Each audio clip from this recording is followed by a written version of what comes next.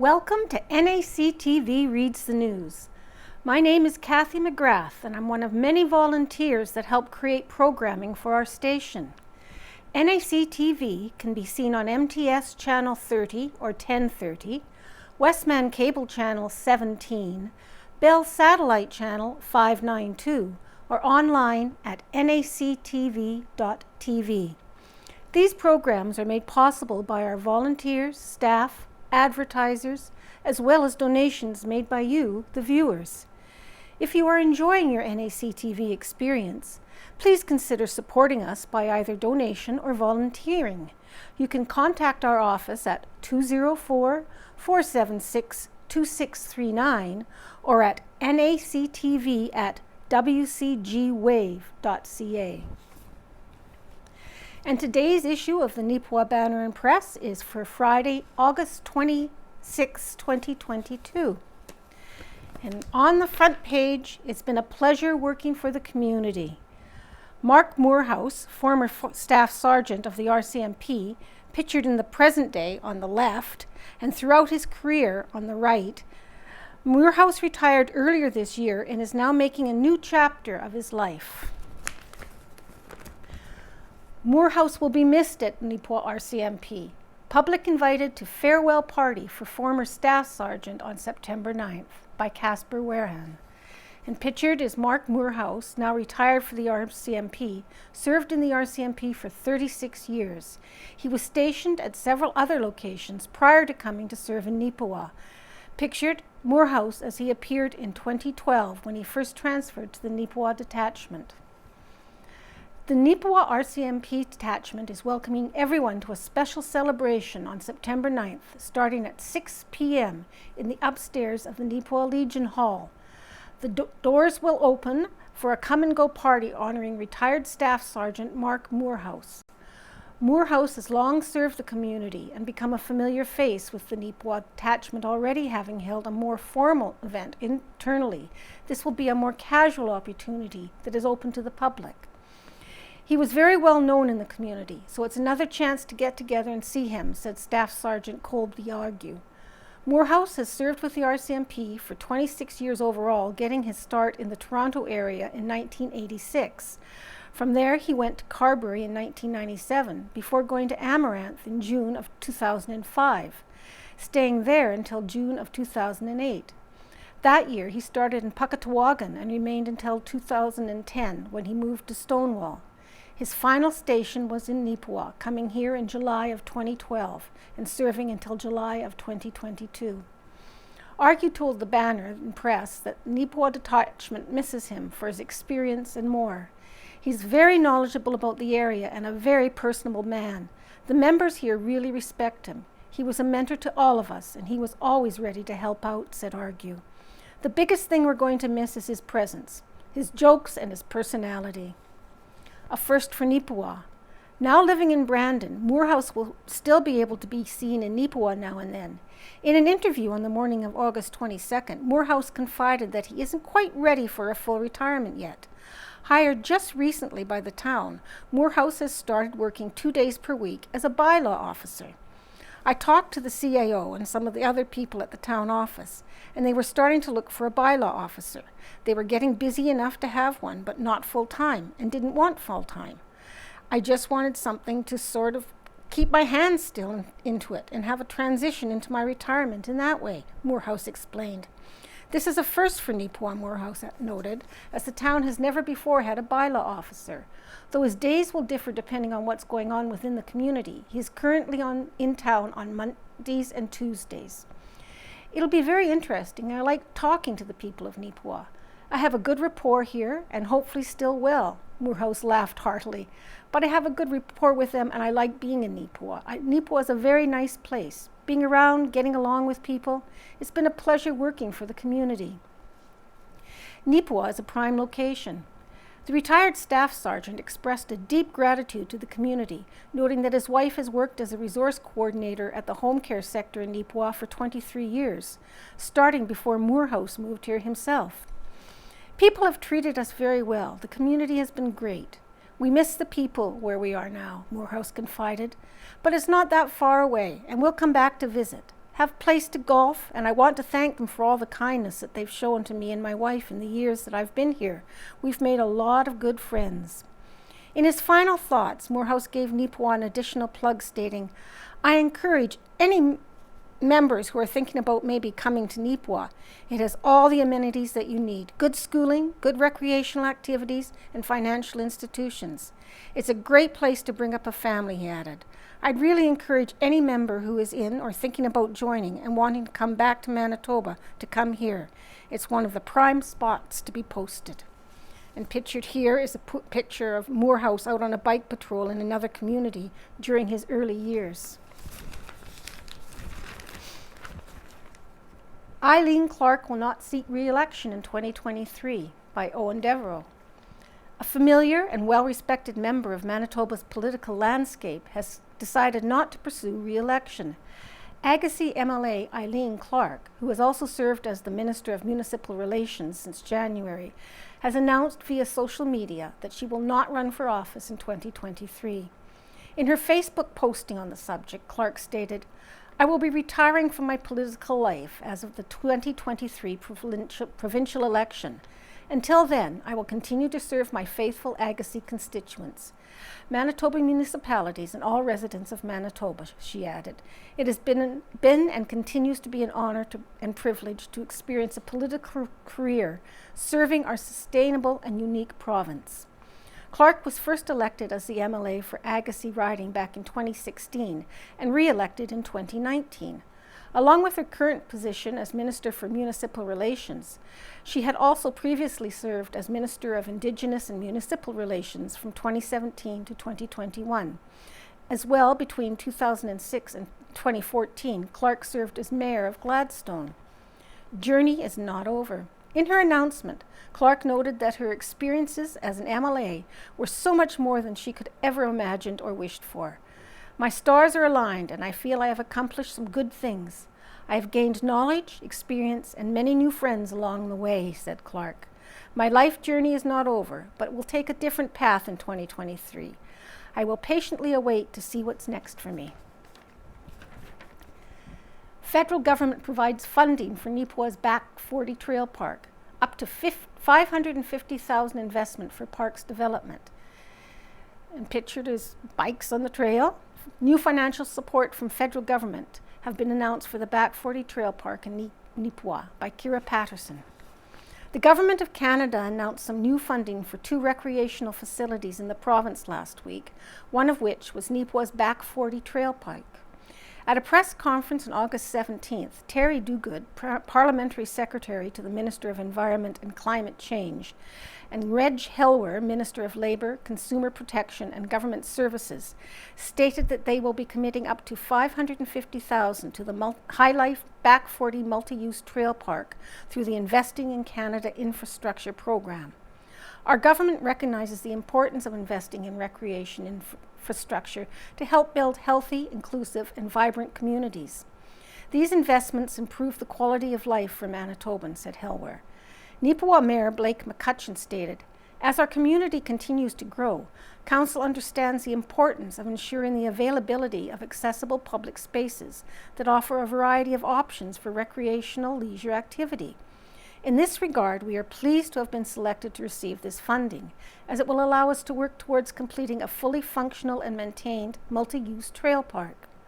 Neepawa's Chief Administrative Officer, Colleen Sanchishan, explained that the town has applied for the funding in 2019, before the Back 40 had opened. While the park is currently open to the public and in use, there is still work to be done on it.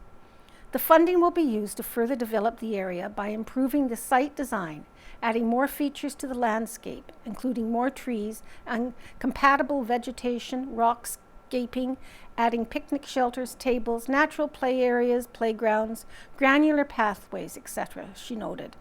The other project that was announced getting funding was the new ice plant for the University of Manitoba's Max Bell Centre. The university will be receiving up to $363,200 for that project. George Harrison Tribute Band woos the crowd at Onanol.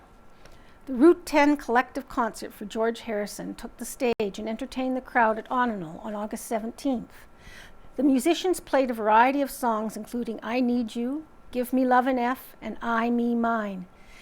Pictured above are all those who were involved in the concert tribute. From left to right are Dave Oakley, Paul Jensen, Scott MacDonald, Murray D. Evans, Cam McKillop, Alice McKillop Richards, Deanna Dupuis, Ian Idy, Don Sullivan, Shane Robbins, Mark Clement, Patrick Sullivan, Billy Ace. And pictured on the left, Murray D. Evans, Cam McKillop, Deanna Dupuis, and Patrick Sullivan perform While My Guitar Gently Weeps.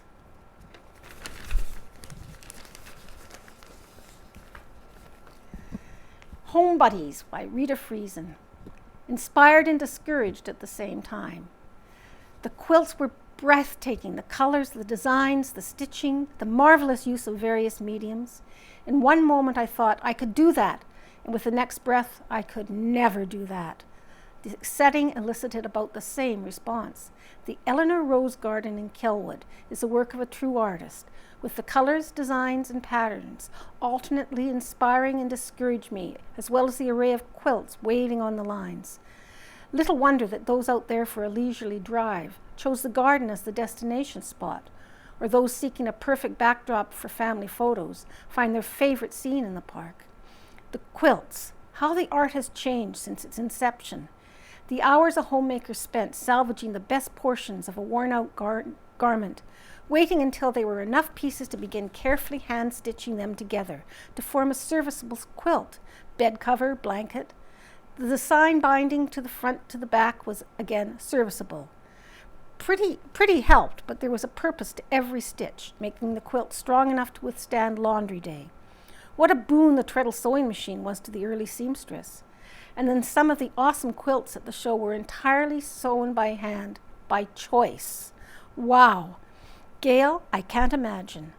The intricate quilting patterns achieved by the quilting machine are so intense, a design within and throughout the finished work. I have quilts, none of the caliber of the ones on display, ones to keep loved ones warm, ones that hold a memory. I have the last quilt that Ed's mother created. At the time of her passing, other family members either had enough of her handiwork or they could see that her skill had diminished. It is now faded, frayed, and still cherished. I have the first quilt that I ever sewed. It is sewn from the undefeatable, indestructible Fortrell, the kind of fabric that could be stretched just a little to make the corners match. The colors were not ones that I would have called first choice. They the ones that were available. That poor thing is now 50 years old, has been restitched in a spot or two, but sturdy and warm as the day I proudly completed it. I have reminisced of quilts before, usually in January when I am working on some. So you know that some have been hand-quilted, some tied, some machine-quilted. Some have been gifted, some have been donated, and many have been given to family. When I viewed the tie quilt at the display, I knew how I had envisioned the one that I crafted from the collection of Ed's ties. May my child never see the perfect one. She is happy with the one she has, I think. So yes, I was discouraged, for my abilities at quilting will never compare to the quilts on display. I was also inspired. I'm getting serious about collecting the patterns for an underground railway quilt. I can see the colors and feel the movement. I think I am ready to do the handwork of sizing the patterns to 10 inches in winter. And here's a picture of Gladstone history, preparing to perform at the Opera House. This picture of the high school class of 1905-1906 featured a group of students in the midst of preparations for an upcoming concert to be staged in the recently built Opera House. The concert would ultimately take place on November 17th, 1905, to great success. And there is a letter here. Thank you, Gladwin. If you have lived anywhere in Western Canada over the past many decades, you will have almost certainly heard of Gladwin Scott. He's an icon in many communities, in the education field and in many different sports. Scott, who lives in Carberry, has most recently familiar to the Neepawa Banner and Press readers, as he regularly has filed a page in the paper with news from Carberry and beyond. Scott has decided to retire, and we at the Neepawa Banner and Press extend our heartfelt thanks to him for his dedication to his community, to sports, and people. All the best, Gladwin, to you and yours, and if you occasionally decide to pick up the pen again, we will welcome your articles. And that is from Ken Waddell in the Neepawa Banner and Press. Thumbs up, thumbs down. A big thumbs up to all the lifeguards and staff at the Neepawa pool. They work long, hard, and varied hours, but are always courteous, patient, and kind to the children and their caregivers. They continue to make the pool a safe and fun environment for the community. From Kathleen Gillis. Thumbs down to whoever has been helping themselves to produce from the community gardens in the flats. If you really want fresh veggies for a nominal fee, you can grow your own veggies there. That is from Lorraine Cabernell and all the gardeners. And a thumbs up to the Neepawa Men's Shed for all the many great projects they have done around Neepawa, from Jeannie and Bob Barnaby. Neepawa Town Council Briefs, Tuesday, August 16th, 2022, Council Meeting by Kira Patterson. A new Town of Neepawa employee and some progress on municipal projects were just a few of the topics covered in the town's latest council meeting on Tuesday, August 16th. New bylaw enforcement officer hired. Councillor Daryl Gerard noted that a long vacant position has now been filled for the town. Retired Staff Sergeant Mark Morehouse is taking on the role of bylaw enforcement officer. Morehouse has been with the Neepawa detachment of the Spruce Plains RCMP for many years and just recently retired from his position there. He always treated the community fairly, and we were fortunate to have someone with his experience. He will be in the community a couple of days a week doing bylaw enforcement, noted Gerard. Mayor Blake McCutcheon added, people come to us and we say, yes, we know we have a bylaw, but we're not really quite sure how we're going to enforce it. And now we have Mr. Morehouse. It's perfect. He'll be really good for the community. He's well known and he's well respected. Managers of Operations report. Denise Saquette, Manager of Operations for the town, had a few updates on some of the projects going on in the community. He noted that the water treatment plant reservoir was progressing nicely. The new site isn't fully commissioned yet, as they were still waiting for an electrical component for the facility's generator to arrive. The new RCMP detachment office is nearing completion. Saquette offered that he hopes to get a walk-through scheduled for council soon, but there is still some painting being done in the prisoners area that needs to be wrapped up before a tour can take place. In terms of road work, Saquette reported that the public works staff have done some work on Davidson Street in preparation for Maple Leaf Construction to do the paving. A date on when that would happen has not been confirmed yet. West Can Seal Coating came out this summer to do some microsurfacing of a few roads in the north end of town. Saquette noted that they have been also scheduled some contractors to come and do some crack sealing on the roads. As well, Saquette has some conversations with Manitoba Hydro about getting streetlights installed in the development on the former CN property. He noted that they plan to do that work within the next couple of weeks. Zoning bylaw on East End. Town Council revisited the application by a landowner to rezone some property on the east end of town to residential multi-unit and institutional designation. This zoning designation would give some flexibility in what could potentially be developed on the property, as it would allow not only multi-unit housing, but also institutions such as a playground, church, school, community center, etc. There was a public hearing on July 16th, allowing residents to make statements or arguments for or against the bylaw. At the meeting, 5 individuals expressed concerns, objecting to the multi-unit residential zoning, and 1 written objection was received. Councillors discussed their opinions on whether to pass second reading of the bylaw or whether they believe they should amend it to make it residential single unit. However, the majority were in favor of keeping the bylaw as it was originally proposed. Second reading passed on that zoning amendment by law, and a third reading will take place at the next council meeting. Province announces plan to increase minimum wage to $15 by October 2023. The Manitoba government has announced their plans to increase the province's minimum wage to $15 an hour by October of next year. Premier Heather Stephenson appeared at a press conference on August 18th to discuss the plan, noting that the government will be consulting with small businesses to help mitigate the effects of the wage hike on them. The increase will be phased in process, with increases on October 1st, 2022 and April 1st, 2023, before hitting their target next October. Our government recognizes the financial challenges many Manitobans are facing as a result of global inflationary pressures, said Stephenson. Today's announcement delivers on their commitment to making life more affordable for all Manitobans. This phased-in approach will ensure small businesses remain strong and continue to grow, while helping workers and their families get ahead by earning bigger paychecks. To make the wage increase happen, the government passed an amendment to Employment Standards Code earlier in the spring. This move was made in response to the high inflation rate. The current minimum wage rate is at $11.95 an hour, which will be jumping up by $1.55 to $13.50 on October 1st of this year. Next April, the increase will be by 65 cents to $14.15 an hour. The next adjustment on October of 2023 will bring the hourly rate to approximately $15. The province noted that this raise is in line with the projected Consumer Price Index increase for the year. This wage increase will provide much-needed support to hard-working Manitobans who have been burdened by soaring cost of living increases, said Labour, Consumer Protective and Government Services Ministers Reg Helwer.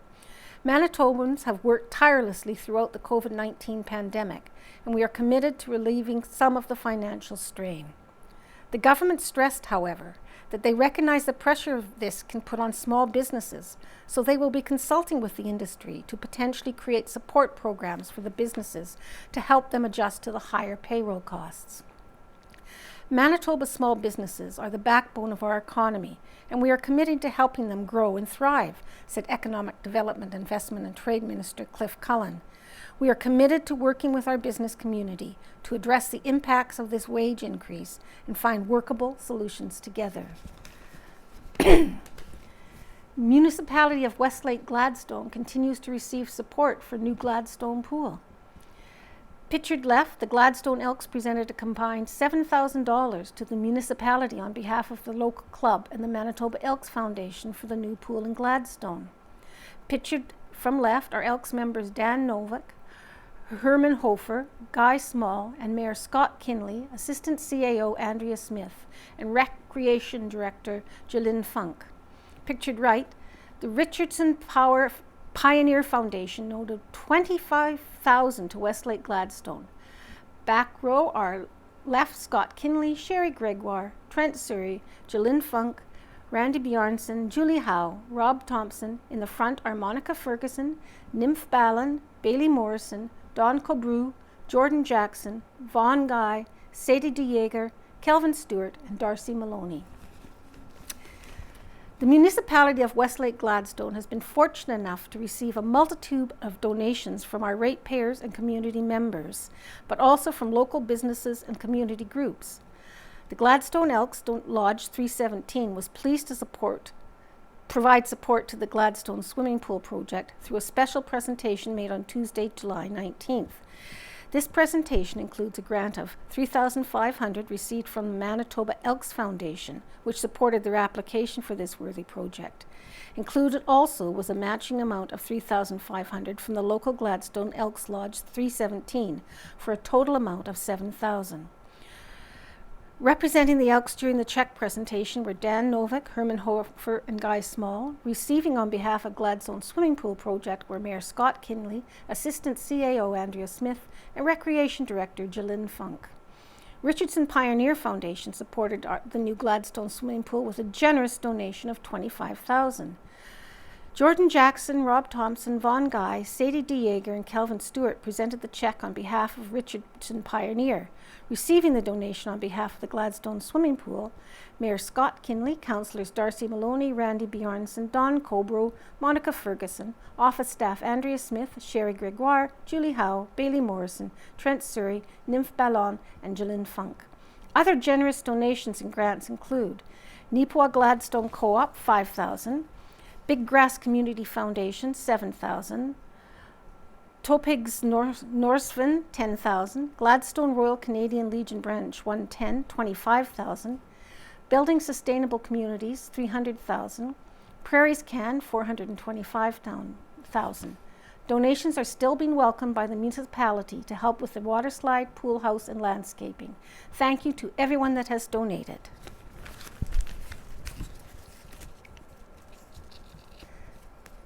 There. Looking back. 1972, Rick Horn named top junior golfer. And pictured is Rick Horn is the top junior golfer at the annual junior golf tournament at the Neepawa Golf and Country Club in 1972. 110 years ago, 1912. It is a little puzzling as well as disconcerting to the town council that no tenders were received within the allotted time for the reconstruction of Park Lake Dam. There has hitherto been so much criticism of the dam as originally built and annually rebuilt that it was anticipated that there would be numerous plans and tenders submitted for the construction of a permanent dam. But apparently our eminent engineers are all too busily and possibly more profitably employed in other lines of work. Or it may be that none have realized the importance of the town of having Park Lake Dam rebuilt. 100 years ago, Cordova. Lorndale School reopened on Monday with Miss Chisholm in charge. 90 years ago. Are Westerners feeling the pinch of the Depression? Well, Mr. Forsyth, who returned last week from Halifax, says that the people in the East look at a dime like the Western residents look at a dollar. A person may feel as if he was hard hit, but a certain maxim has always held true. And it is, look around and you will find somebody in a far worse condition. 80 years ago. Arden, Ada Wilkinson leaves on Friday for Brandon, where she will be employed in the mental hospital. Burnie, Private Alan Douglas, L. 12597 D Company, 2nd Division, South Saskatchewan Regiment, was wounded in a raid in Dieppe.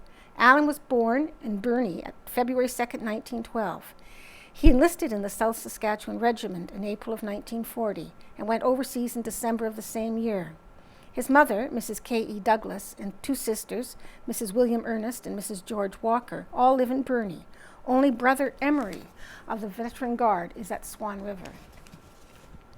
70 years ago, offers for the purchase of a certain portions of the country courthouse property were discussed by the Neepawa Council at the regular meeting Monday night.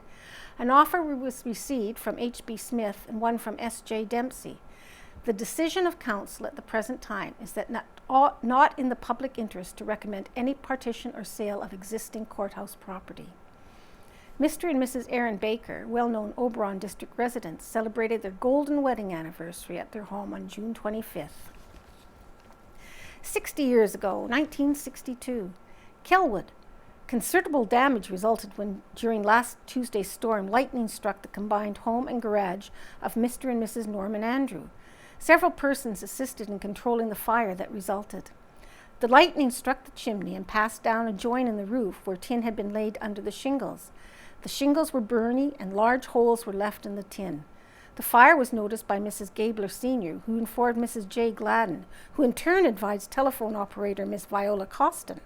The latter quickly summoned the help of a number of neighbors whose prompt response controlled the blaze.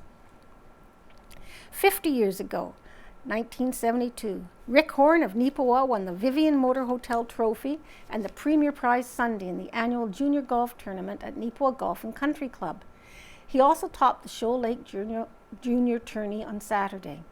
Georgina Foster of Langruth and Fred Huntinghawk of Erickson each went home $1,000 richer last Thursday night when they clicked on the major prize at the Neepawa Lions Club Parco at the sports arena.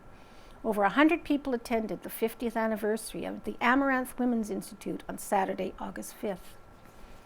40 years ago, an isolated thunderstorm drifted over the Arden Ridge August 18th, bringing high winds and hail, causing extensive damage to crops and buildings.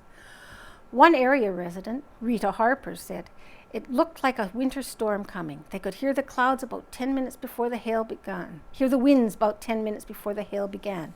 When it was all over, Harper said the ground was white with hailstones about 1 inch in diameter." 30 years ago, 1992, Canada has closed the door on grain shipments to Russia in wake of that country's $1.5 billion debt on grain purchases. 20 years ago, a Kelwood area man who keeps a plane hangared in Neepawa Airport wants the town to put the brakes on snowmobile and drag races at the airport runway. Roland Kipe said drag races in particular, held during the August long weekend, set a dangerous precedent. And pictured at the bottom is an ad for Neepawa Creamery's Velvet Ice Cream in the August 25th, 1922 edition of the Neepawa Press. Yum!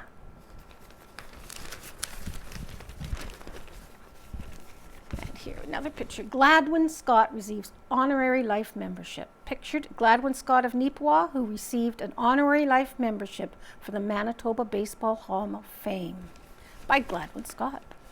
On Friday, August 19th, in his yard in Carberry, Gladwin Scott was awarded honorary life membership in the Manitoba Baseball Hall of Fame.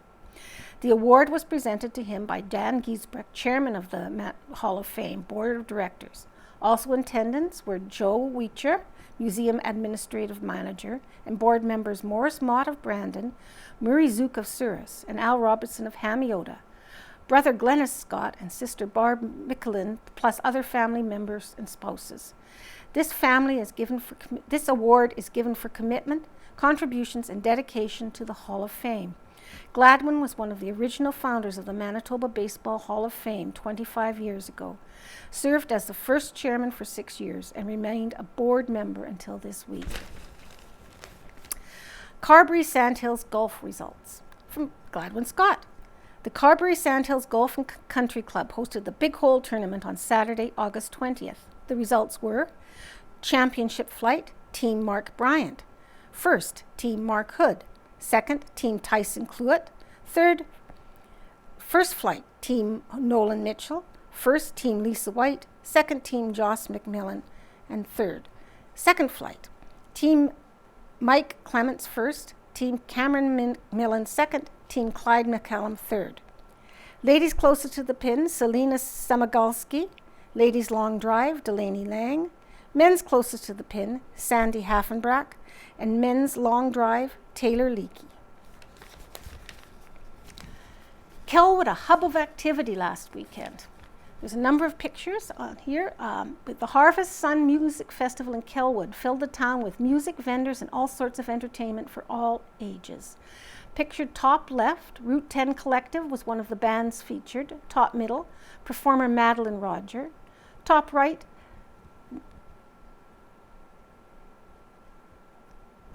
that's it. There were several children's entertainers, including the legendary Al Simmons. Far left, a temporary tattoo booth was one attraction at the market. Left, James Cullington had the kids hopping to the Little Green Frog song. Eleanor Rose Quilt Show displays passion projects of quilters. A number of pictures. In conjunction with the Harvest Sun Music Festival in Kelwood last weekend, the Eleanor Rose Outdoor Quilt Show took place at the Arboretum Garden in the community. Hundreds of quilts were on display with several quilt guilds in the province, with several featured quilters. Many of the quilts have significant stories behind why they were made, including the pictures above. Pictured left, Manitoba quilter Don Piasta created the Ukrainian dancer quilt, which he entitled Let Her Dance. Piasta has Ukrainian heritage, which inspired her to make this quilt, which she designed off a photo she had seen. The pattern stitching over the quilt was based off motifs used in Ukrainian Pasanki decorations, and she cross-stitched some of the designs on the dancer's dress. Pictured middle and right, these quilts were by Jocelyn Marchuk, were created in memory of her friend who passed away from breast cancer. Marchuk made both of these quilts using fabrics from her friend's wardrobe. She said her friend was always well-dressed and always wore a diamond necklace, which inspired the pattern for the dress quilt middle photo, which she made as a gift for her friend's husband. The other quilt, right, was a pattern test using 105 different fabrics. Marchuk explained that she had enough fabrics for all but 8 of the colors she needed in her friend's wardrobe. She found those 8 exact colors. The phrase, "life is good," which is written on the quilt, were the last words written in her friend's journal before she passed away.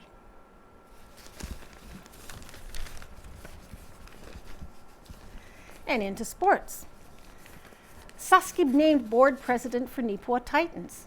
Changes announced to Hockey Club's board of directors by Owen Devereaux. There have been several notable changes recently around the boardroom table for the Neepawa Titans.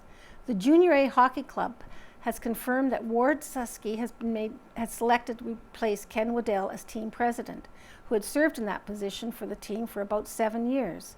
Waddell said he is looking forward to seeing where the team goes from here. I have been happy to serve as team president since 2015. In that time, many younger people have stepped up to take on tasks with the team, and that is a very good thing. The board has asked me to help out with advice once in a while, and I am pleased to do that. The team has come through some tough times, and we have a good board and a very good management team led by Ken Pearson, said Waddell. As for Susky, he has been a member of the board since 2018. He is a former player with stints not only in Neepawa and Winkler, but also in the Saskatchewan Junior Hockey League. He is currently the owner and operator of Gwynn Brothers Memorials in Neepawa. The Banner and press reach out to Susky for comment on his new role with the team, but were unable to reach him before the publication deadline. The other executive members of the Neepawa Titans are Jamie Denbo, Vice President, Deborah Kasprick, Secretary, and Darian Major, Treasurer. As for the remaining board members, they include Shayna Fluker, Bill Sirik, Tom Yando, Anthony Manchin, Jeff Michaluk, Ryan Ford, Danny Case, and Rob James. New billet coordinators. Another quite significant change announced sees Tara McCarty and Tammy Dudenhofer taking on the role of billet coordinators. They are stepping in for Mary Eileen Clarke, who after many years has stepped aside. The Titans thanked Mary for opening up her home to dozens of players over the years as a billet. NAC football returns to the field. NAC Tigers head coach Chidi Small instructs some players at a practice on Monday, August 22nd, by Owen Devereaux. Despite a mass exodus of veteran players from the program, Neepawa Tigers head coach Chidi Small is still optimistic about the high school team's prospects for the upcoming football season. The Tigers held their first full practice with the pads and helmets on Monday, August 22nd, in advance of the start of the Rural Manitoba Football League regular season. For this year, Coach Small expects they should be able to suit up about 30 players, though it will mainly consist of relatively inexperienced roster. He said that is because about half of last year's team has graduated. While we do have some veterans that are returning, we have lost some players, so we will be a young team, especially on the defensive side of the ball, said Small. Despite the lack of experience, Small noted that there is some genuine talent out there that could really excel as the season progresses. He said the only expectation for the year will be a consistent growth from the players every week.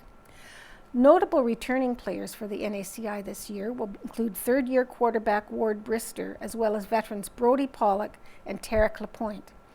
The Rural Manitoba Football League is a league of high school-based football teams that plays 9-man football. This season, the Rural Manitoba Football League will play a series of exhibition games against 3 teams from Winnipeg and Brandon, in addition to their regular 7-season games. Neepawa Blue Dolphins win Team Spirit Award. And pictured the members of the Neepawa Blue Dolphins Swim Club pose for a picture after completing the competitive portion of their season. On Sunday, August 21st, the Neepawa Blue Dolphins splashed on over to Beausejour for the final meet of the season. All season, the Blue Dolphins have been the one team that has really encouraged one another, and they were rewarded for being the lone team that continually cheered one another on. Results as follows. Girls 8 and under, Riley Wilson first place in the 50-meter freestyle and backstroke, second place in the 25-meter freestyle and backstroke. Nora Reed first place in the 25-meter backstroke, fourth place in the 25-meter freestyle. Girls 11 and 12, Taylor Jacobson first place in the 100-meter freestyle, second in the 50-meter and 100-meter breaststroke and 100-meter IM, fifth in the 50-meter butterfly. Karina Wither, first in the 50-meter backstroke, fifth in the 50-meter freestyle and 100-meter IM. Cathy Anderson, second place in the 25-meter butterfly, third in the 100-meter freestyle, fourth in the 50-meter breaststroke and 100-meter IM, sixth in the 50-meter freestyle. Anne Crossan, first place in the 25-meter butterfly, second in the 50-meter backstroke, third in the 50-meter breaststroke, fourth in the 50-meter butterfly and 50-meter freestyle. Maya Gingras, first place in 25-meter freestyle, second in 100-meter freestyle and 25-meter backstroke, third in 50-meter butterfly and 50-meter freestyle. Sydney Wolf, first place in 25-meter backstroke, second in 25-meter freestyle, third in 25-meter breaststroke, seventh in 50-meter freestyle, eighth in 50-meter breaststroke. Girls 13 and 14. Charlie Carefoot, first in 25-meter freestyle and seventh in the 50-meter and 100-meter breaststroke, sixth in 100-meter IM, ninth in 50-meter freestyle. Ashley Nadeau, first in first place in 50 and 100 meter breaststroke, first in 50 meter and 100 meter freestyle, and 100 meter IM. Elisa Nadeau, first place in 200 meter breaststroke, second in 50 and 100 meter breaststroke, and 100 meter IM. Alea Jacobson, first place in the 100 meter butterfly, third in the 25 meter butterfly and 25 meter freestroke, fourth in the 50 meter backstroke, and fifth in the 100 meter IM. Claire Ann Howe, second place in the 25 meter backstroke, third in the 25 meter breaststroke, fourth and 11th in 25 meter and 50 meter freestyle, and 9th in 50 meter backstroke. Girls 15 and up. Cami Smith, first place in the 100 and 200 meter breaststroke, 25 and 200 meter freestyle, and 200 meter IM. Cassidy Smith, first place in the 25 meter breaststroke, 25, 50, and 100 meter backstroke, and second in the 50 meter breaststroke. Boys 9 and 10, Austin Nadeau, first place in the 50 meter butterfly and 100 meter freestyle, second in the 25 meter butterfly, seventh in the 25 meter breaststroke. Joey Smith, second place in the 100 meter backstroke, and fourth in the 50 meter backstroke. Boys 11 and 12, Felix Carefoot, second place in the 25 meter breaststroke, fifth in the 25 meter freestyle, eighth in the 50 meter freestyle, seventh in the 50 meter breaststroke. JC Smith, first place in the 25 meter breaststroke, 50 meter butterfly, second in the 25 meter butterfly, third in the 50 meter breaststroke, and fourth in the 25 meter freestyle. There were also some fantastic relay teams sent out under the direction of Coach Claire Beaumont. Excellent assistance by Jaden Hankey. The team finished up the season in Beausejour on Sunday, August 21st. You can also check the results at Swim Manitoba. Hayden Delaloy wins Junior Tamarack by Owen Devereaux. Hayden Delaloy has continued to compile some impressive golf accolades. The latest for the 16-year-old from Neepawa has been the Junior Championship at the 89th Annual Tamarack Golf Tournament. Delaloy shot a 3-under round of 71 on Monday, August 22nd at Clear Lake Golf Course to claim the junior title. That performance was a full 3 shots better than Mark Sanderson, who had a round of 74 to earn second place. Other victories this summer for Delaloy included the Neepawa Golf and Country Club's Junior and Men's Club Championships, which he claimed the previous weekend. Dax Turner wins silver at Canada Summer Games. Dax Turner competed for Manitoba on the 2022 Summer Games in Niagara, Ontario by Owen Devereaux. Neepawa's Dax Turner proved to be more than capable in competing against the very best athletes in all of Canada. The 20-year-old, who was representing Manitoba at the 2022 Canada Summer Games, won a silver medal in the male triple jump event. The former NACI student and current member of the University of Manitoba track team ensured his place on the podium with a leap of 15.47 meters. Femi Akinduro of Ontario won gold with an impressive jump of 16.26 meters, while Turner's Manitoba teammate Robbie Gernsner captured the bronze with a 14.92 meter jump. Turner, who has been competing most of the year for the U of M, said this effort is a great way to cap off the year. It's been a long season, lots of jumps, and the one that was definitely up there for quality. I'm really happy to be out here competing for this team. It feels absolutely phenomenal to end the season on a high note, said Turner. Along with the performance in the triple jump, Turner also finished in 6th place in the high jump event with a jump of 1.93 meters. It has been a very good season for Turner, as earlier this year he was named the Canada West Rookie of the Year after an impressive first year with the Manitoba Bisons. The 2022 Canada Summer Games recently concluded in Niagara, Ontario. Team Manitoba closed out the event with 37 total medals, 10 gold, 10 silver, and 17 bronze.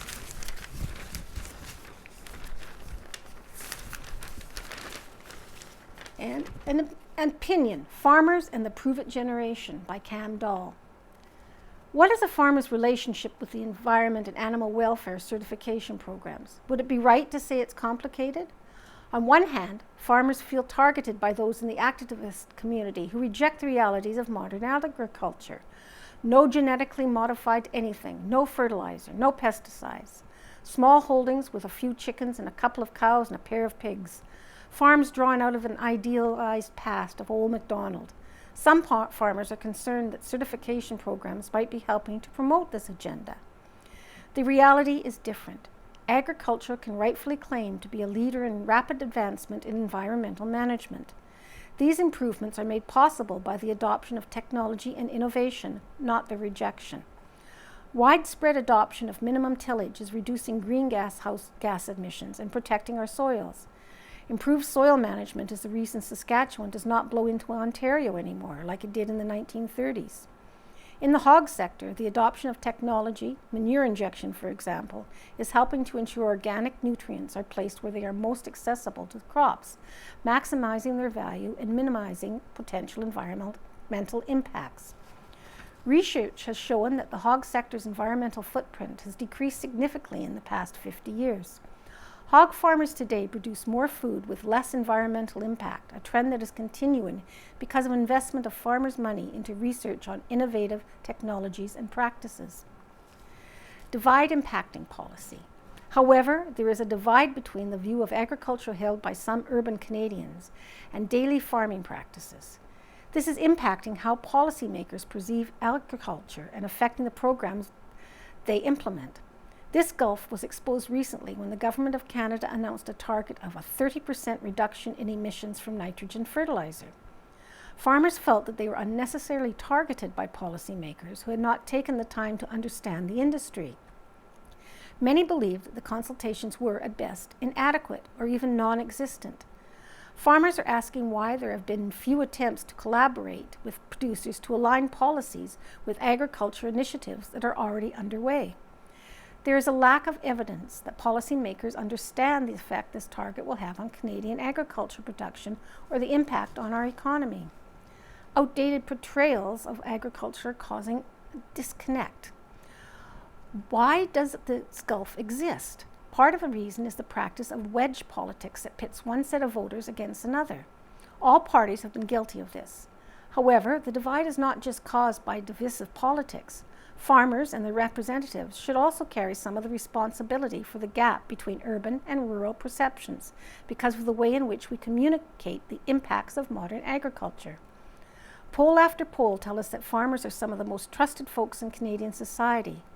While I believe this to be true, I am concerned that this perception is based on an image of the 1950s farm and that it may not apply to the realities of modern, high-tech agriculture. In other words, Canadians may like farmers, but because of a lack of understanding of modern practices, they may not like what farmers do every day. How to change the narrative surrounding agriculture? How do we change the narrative? As a first step, we need to stop apologizing for everything. That comes with modern agriculture. It makes me cringe to see inaccurate portrayals like advertisements with a little red barn next to a small field with an old cabless tractor and 3 pigs and a duck playing in the foreground. How about showing a modern, multi-million-dollar hog production facility? Please, we need to forget the picture of the plow and show a 75-foot air-seeder precision planting into a minimum till field. We shouldn't hide modern agriculture away from the public. Second, we are talking to the prove-it generation and need to demonstrate the accuracy of what we say. This needs to include science-based assurance programs that set standards for environmental stewardship and animal welfare. These standards may need to be backed by regular audits and commitments to continuous improvements based on the latest scientific research. The hog sector is transitioning to Canadian Pork Excellence, a set of programs that allow registered pork producers to demonstrate compliance with food safety and animal care requirements. Other livestock groups have similar programs that help demonstrate responsible production. Farmers' participation in these programs needs to be embraced by the industry and better promoted as part of the story of Canadian agriculture. Politicians take their cues from the voters who elect them to office, the vast majority of whom come from urban Canada. Changing the narrative with consumers and citizens will also change the narrative with policymakers. It may take time to shift the conversation, but highlighting the benefits of modern agriculture and demonstrating not just talking about the industry's existing commitments to management practices that enhance the environment and improve animal welfare will help prevent naive and short-sighted policy announcements and burdensome regulations. Manitoba Sheep Show and Sale, an action-packed event by Sarah Plosker. Pictured are some of the entries from the Manitoba Sheep Association show and sale held from August 19th to 20th. the sheep with 2 sets of horns, is sure to have garnered some attention. The Manitoba Sheep Association held their annual sheep show and sales August 19th and 20th at the Minnedosa Fairgrounds. There was lots to choose from, including market lambs, fat lambs ready for market slaughter, commercial ewes, females pronounce ewes, purebred ewes, and purebred rams, breeding males. Purebred breeds included Suffolk Canadian Arcot, North Country Cheviot, Rideau Arcot, Dorset, and Tunis, while commercial breeds available for sale included Cotswold, Suffolk, Rideau, Ile-de-France, Dorper, Blue-faced Leicester, and various crossbreeds. The auction was action-packed, but there were other activities including a shearing demonstration, a body conditioning presentation, and workshops on wool value and stock dogs.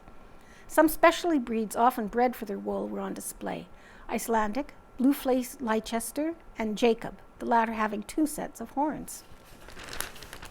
The canteen was serving up pulled lamb on a bun, how fitting, and there were activities for children including arts and crafts and scavenger hunt. There were 11 prize categories in the show part of the event and over 90 lots of sheep available in a sale. A lot is a bidding item. It may contain multiple sheep. Justin Carvey operates a farm near Alexander.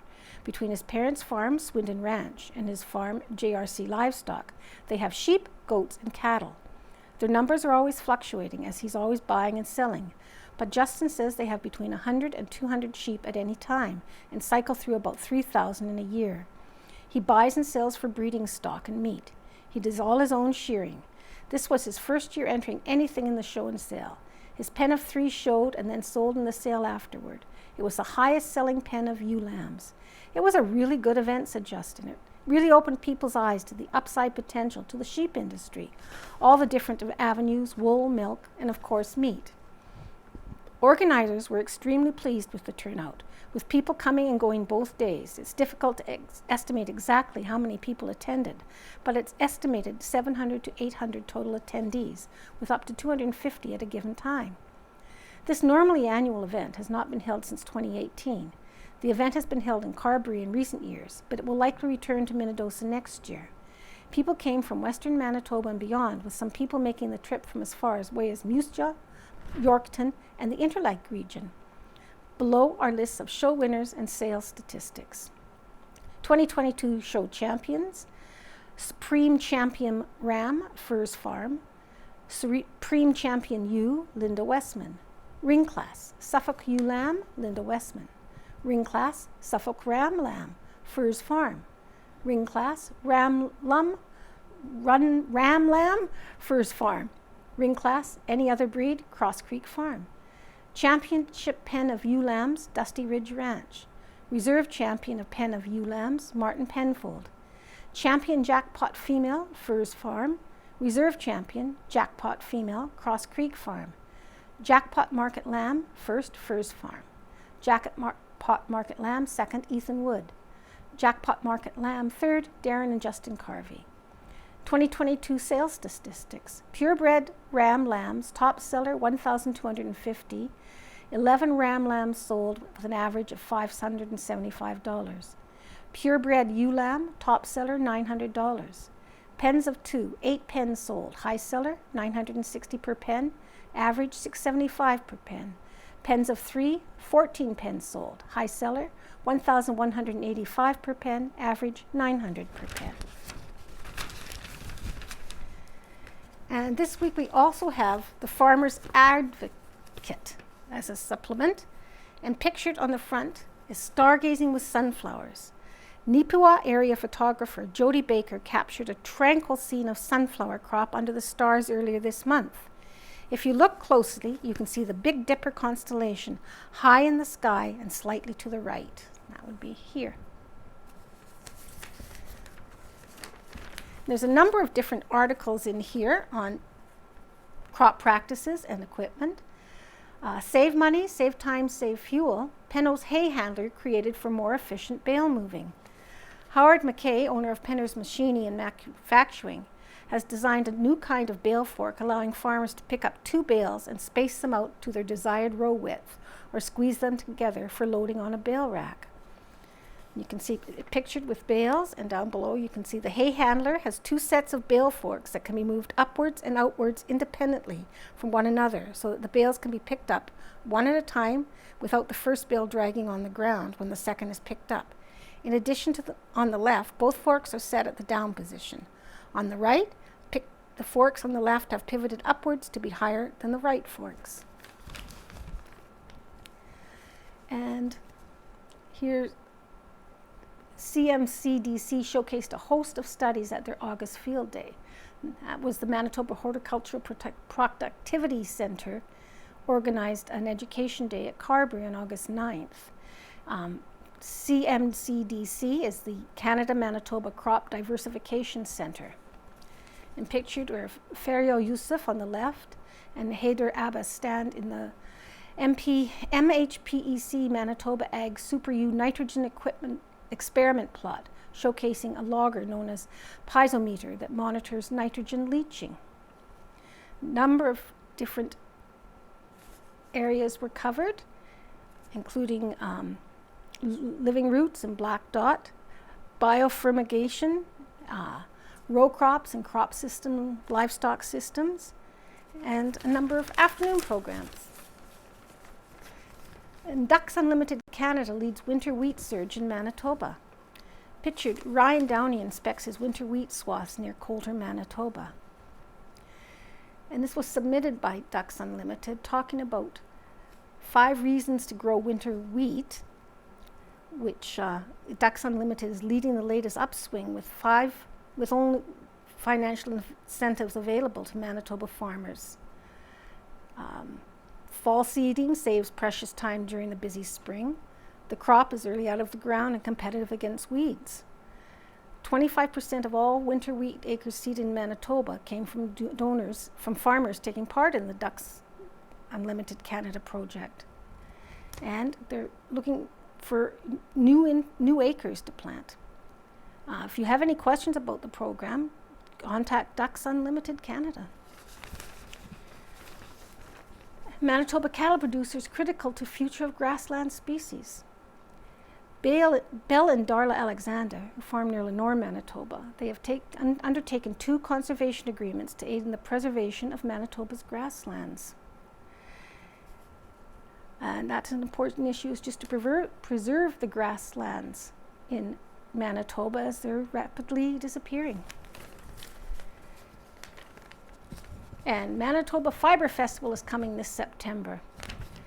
Left is one of the alpacas at Burton Alpaca's farm before being sheared, and right some of the products made out of Burton Alpaca's wool. And there's a number of alpaca farmers in Manitoba, if you're interested in that. They supply wool, yarn, socks, soap, and all sorts of things. And that's about it for today, for Friday, and a brief summary of the Farmer's Advocate. I hope you enjoyed listening. Thank you.